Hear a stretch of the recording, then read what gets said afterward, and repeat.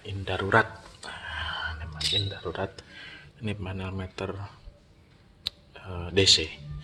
Ini 13,5 volt. Kita ambil dari aki. Jadi kita buat backup lampu. Untuk tujuannya tuh kalau mati lampu kita udah langsung nyala ya, otomatis nyala. Nah, ini lampunya, nih penampakannya ada di atas ini. Nah, ini lampunya. Nah guys, ini lampunya. Jadi kita fungsikan di sini. Nah, diambil dari belakang sana. Nah, ini sistem yang di belakang ini agak berantakan, mohon maaf. Nah, ini akinya, jadi dia lari ke sana.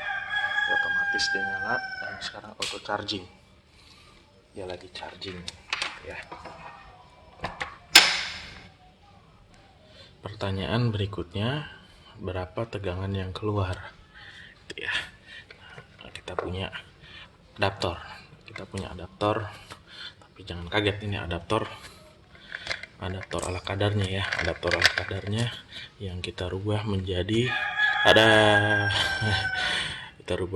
panel meter. Nah, ini panel meter, voltmeter, dan frekuensi ala kadarnya, tapi akurat.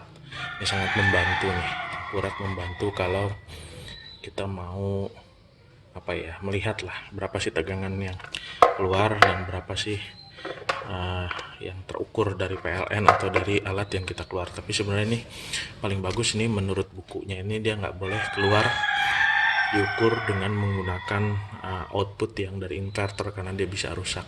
Nah, nanti kita lihat bener ini keluar langsung dari jala-jala PLN ya, yang jadi keluarnya adalah jala-jala PLN karena listrik masih menyala, jadi dari UPS ini adalah jala-jala PLN. Nah, kita lihat nyala, tada. Nah, terukur tuh tegangannya ya, sebagus 220 volt AC, frekuensinya 50 Hz. Nah, ini frekuensi ya. Kalau orang bilang pakai hertznya berapa, ini belakang, padahal ini sebenarnya adalah untuk mengukur frekuensi. Jadi di jala-jala listrik ini frekuensinya berapa. Nah, di Indonesia frekuensinya itu ya masih 500, ini naik tegangannya 220 harusnya, tapi 221. Tumben pagi-pagi segini nih. Biasanya kalau udah malam turun, dia drop sampai 208, 209. Ini bagus keluarannya 220 volt ya. Ini kalau kita lihat, ini muat dari adaptor. Ini voltmeternya sendiri beli dari online, ini beli sekitar 90 atau 80-an, tambah adaptor. Ini adaptor bekas ya, ini bekas adaptor. Nah, ini masih nyala, ini jangan dipegang, ini masih nyala karena nanti begitu kita colok kabelnya ke PLN. Nah, ini kalau dari genset itu keluarannya, inputnya dari genset, masuknya ke sini, keluar. Nah, ini langsung ada listrik nih. Nah, ini nggak boleh pegang, bahaya, harusnya saya selatip ya. Nah, ini tegangannya seperti ini ya. Nah, gimana cara buatnya? Sebenarnya gampang sih, gampang banget. Ini tinggal kita potong aja, terus kita kasih pinggirannya nih lem. Nah, ini versi pertama, trial pertama membuat panel meter digital gitu ya. Nanti kita coba buat yang kedua nih. Yang kedua nih ada contohnya nih. Yang kedua itu pakai digital juga, tapi udah modal dikit. Boxnya ini kita pakai box yang bagus. Ntar kita lihat gimana caranya ya. Oke, terima kasih. Jangan lupa ya di subscribe dulu ya. Oke, kita lihat nanti yang bentuk yang kedua seperti apa. Halo, kembali lagi ya. Ini tadi yang pertama kita udah lihat, ini panel meter ngukurnya fix, stabil ya, dia di tegangan segitu dia stabil 13,4, 13,5, keluarannya seperti ini fix. Nah, yang kedua kita akan buat dari box hitam ini. Nah, ini box hitam ini nih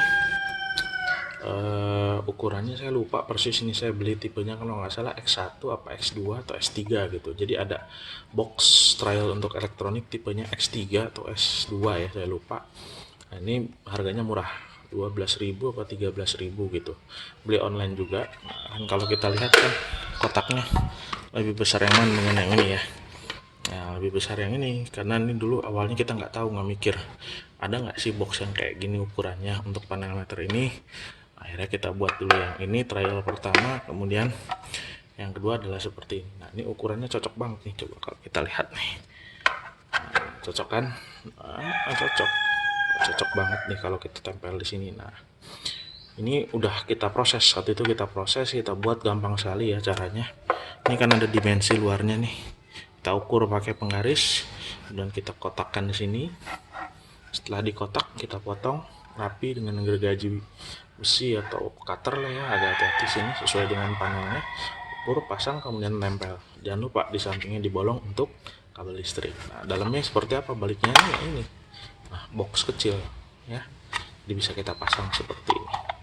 Nanti kita baut sini, kemudian kabelnya ke sini, colokan, tada jadi panel meter. Nah, bentuknya seperti apa? Kita lihat nanti ya. Ini akan kita sulap menjadi sebuah panel meter. 1, 2, 3. Tada! Ya, jadilah panel meter baru. Ini lebih rapi kan? Lebih bagus kalau kita lihat tuh, bagus banget ya. Oke, rapi. Belakangnya dibaut.